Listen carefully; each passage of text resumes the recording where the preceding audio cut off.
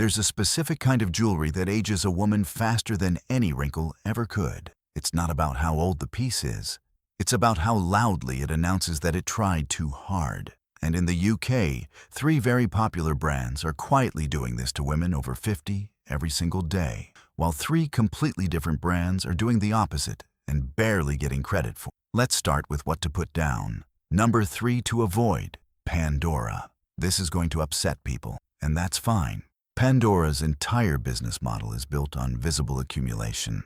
The more charms on the bracelet, the more the brand considers it a success story. But there's a specific effect that happens past a certain age. A wrist full of small, busy, mismatched silver-toned charms reads as cluttered rather than considered. It doesn't say, "I have a rich, meaningful collection of memories." To an unfamiliar eye, it reads as a brand loyalty card worn on the body. The pieces themselves are often the lighter Pandora metal alloy, not solid silver, which means the finish dulls and the charms develop a slightly tired, grayish look within a year or 2 of regular wear. On a younger wrist, that's read as casual and playful. On a woman over 50, busy and slightly worn jewelry tends to draw attention to itself in a way that competes with everything else she's wearing, rather than complementing it. Less becomes more important the longer you've been dressing yourself. Pandora's whole design philosophy works against that principle. Number 2 to avoid, Claire's and similar fast fashion costume jewelry brands sold in shopping centers. This one isn't really about the brand, it's about the category. Fast fashion costume jewelry is designed for a 14-year-old's rotating trend cycle, not for a 55-year-old's considered lasting personal style. The base metals are nickel and zinc alloys with plating that flakes within weeks. The stones are acrylic and glass, set with visible glue. None of that is a moral failing.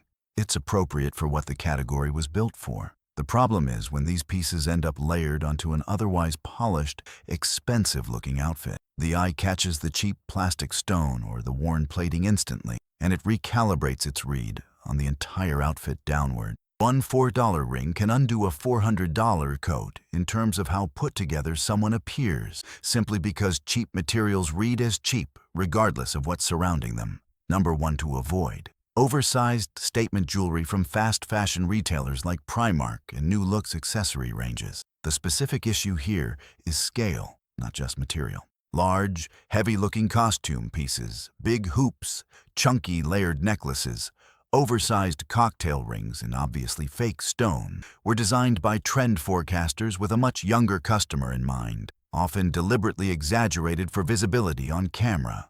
On a woman over 50, oversized costume pieces in obviously synthetic materials tend to create a jarring contrast between the scale of the jewelry and the refinement everything else in her wardrobe has settled into over the decades.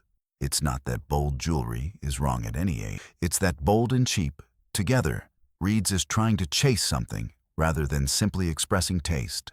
Before the worth every penny list, if this is reframing how you think about your own jewelry box, subscribe now. The next video covers exactly which silhouettes and metals genuinely flatter skin tone changes after 50. And you'll want that one too.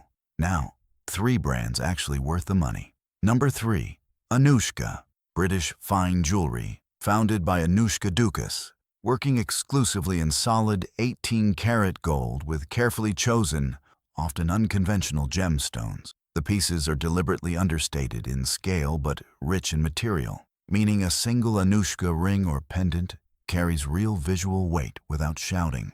That's the exact opposite problem to the oversized costume pieces above. Real gold has a particular warmth and depth to its color that no plating replicates, and that warmth specifically flatters the way skin tone shifts with age, something most women notice and most jewelry brands never design for. Anuschka pieces are also built to be worn for decades, which means the investment compounds rather than depreciates the way costume jewelry does. Number 2, Pragnell, a family-run British jeweler established in 1954. With certified diamonds and hallmarked precious metals throughout their collections. What makes Pragnell particularly suited to this stage of life is their approach to classic design executed with genuine quality, rather than chasing seasonal trends. A well-chosen Pragnell piece, a pair of solid gold hoops, a considered diamond pendant, doesn't compete for attention. It sits quietly and does its job, which is exactly the quality that reads as confidence rather than effort. Confidence, more than any single style choice, is what actually makes jewelry look expensive regardless of age. Number 1. A trusted local independent jeweler offering bespoke or vintage pieces. This is, without question, the most underrated option for women over 50 in the UK. Vintage and bespoke pieces from a reputable independent jeweler offer something no high street or online brand can replicate: individuality combined with verified quality. A hallmarked vintage gold ring or a bespoke redesign of an inherited piece tells a story that is entirely your own, rather than a story the brand is trying to sell to everyone simultaneously. Independent jewelers registered with the National Association of Jewelers can verify hallmarks, advise honestly on what actually suits your coloring and hand shape at this stage of life, and create pieces that feel personal rather than purchased off a shelf. Nothing signals taste quite like jewelry nobody else in the room is wearing. Here's the pattern underneath all of this. It was never really about price as a number. It was about whether the jewelry was designed to be loud or designed to last. The three to avoid are all, in different ways, chasing visibility. More charms, more sparkle, more size, more trend turnover. The three worth the money are all in different ways, choosing restraint, real materials, and pieces built to be worn quietly for years rather than posted once and replaced. That distinction matters more after 50 than at any other point, because by then, most women have already learned what actually suits them. The jewelry just needs to catch up. Tell me in the comments which brand on this list you already own and whether you agree with where it landed. I read every single one of these.